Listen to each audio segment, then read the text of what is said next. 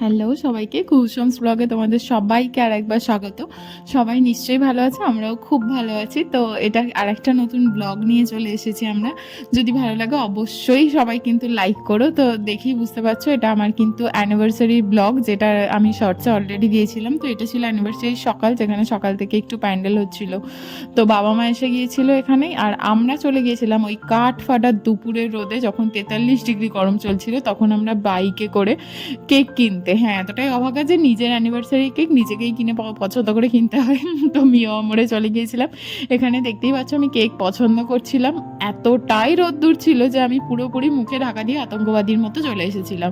তো অনেক কেক আছে এখানে, আর কোন কেকটা কিনেছি সেটা কিন্তু তোমরা পরে দেখতে পাবে।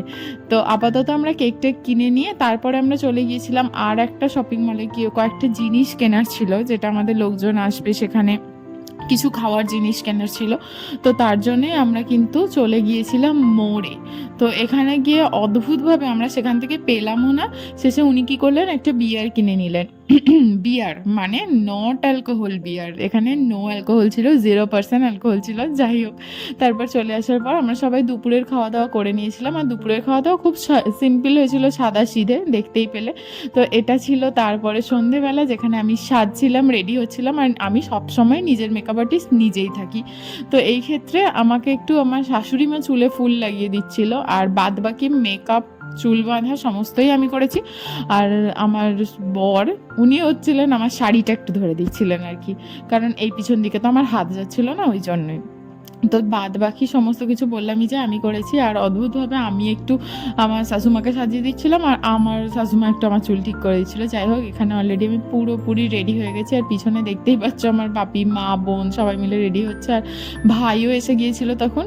ও দেখলাম যে পাটা তুলে শুয়ে আছে, কারণ ও বিকেলে এসেছিলো। আর এই জিনিসটাতে দেখতে পাচ্ছ, এই নোয়া বাঁধানোটা, এটা আমাকে সম্বিত দিয়েছে। আর এই শাখা বাঁধানোটা কিন্তু আমি পেয়েছি আমার বাবার কাছ থেকে।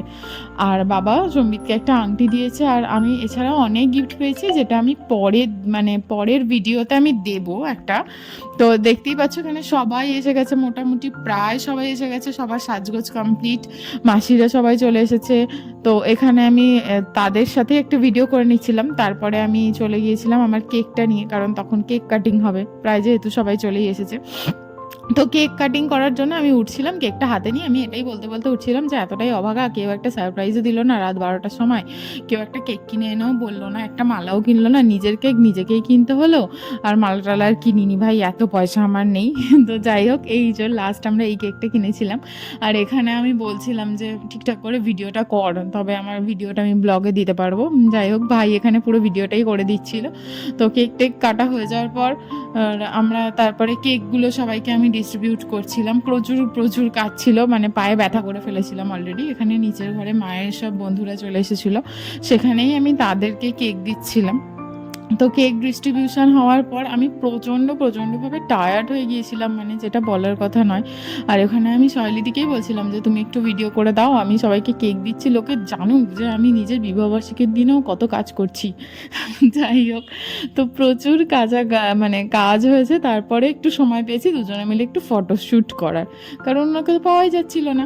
যাই হোক, তারপরে এখানে সবাই খেতে বসে গেছে, আমি দেখাবো যে কী কী খাবার হয়েছে। কিন্তু এত রাত হয়ে গিয়েছিলো, রাত 1:30 বেজে গিয়েছিলো, আমি সব কটা খাবারের ভিডিও নিতে পারিনি। ওই কচুরি, আলুর দম, আলুর স্টাফ, ফ্রাইড রাইস, মাংস, চাটনি, পাঁপড়, মিষ্টি যেরকম হয়। তো এখানে তখন আমাদের প্রচুর খিদে পেয়ে গেছিলো, যখন ফার্স্ট ব্যাচ বসেছিল প্রায় 10টার সময় করে। তো সম্বিত দুটো লুচি নিয়ে চলে এসেছিলো, আমি বলছি এসো তোমাকেও খাইয়ে দিই। আহা গো, কত প্রেম।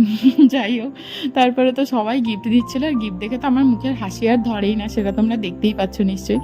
যাই হোক, গিফট পেলে কার না ভালো লাগে বলো, নিশ্চয়ই তোমাদেরও ভালো লাগে। তো এই যে শেষে আমরা কিন্তু খেতে বসে গিয়েছিলাম, এটা ছিল আমাদের পাত। আর শেষে আর কারোর এনার্জি ছিল না যে সমস্ত খাবারের ভিডিওগুলো যে করব, সেই এনার্জিটাও ছিল না। সেটা পাত দেখেই বুঝতে পারছো যে আমি সব শেষে ভিডিও নিয়েছি, মনে পড়েছে যে না আমাকে একটু ভিডিও নিতে হবে। তো যার কাছ থেকে পেরেছি তার কাছ থেকেই নিয়েছি, কারণ সমস্ত খাবার আমি নিজে খেতে পারিনি। তো এই ছিল আমার গোটা অ্যানিভার্সারি ব্লগ। এটা ছিল পান মশলা, যেটা ডিপেটা ভীষণ পছন্দের। তো এটা যদি ভালো লেগে থাকে, like, comment, share and subscribe.